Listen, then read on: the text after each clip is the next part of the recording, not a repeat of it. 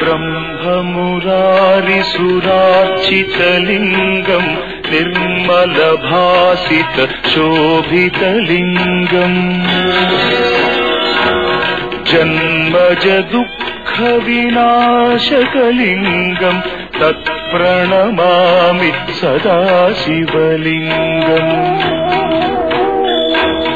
देवमुनिप्रवरार्चितलिङ्गम् कामदहन करुणाकरलिङ्गम्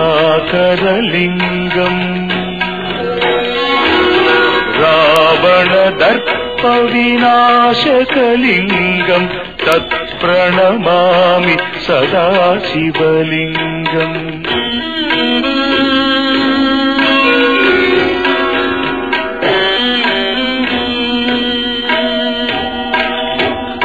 सर्वसुगन्धसुलेपितलिङ्गम् बुद्धिविवर्धनकारणलिङ्गम्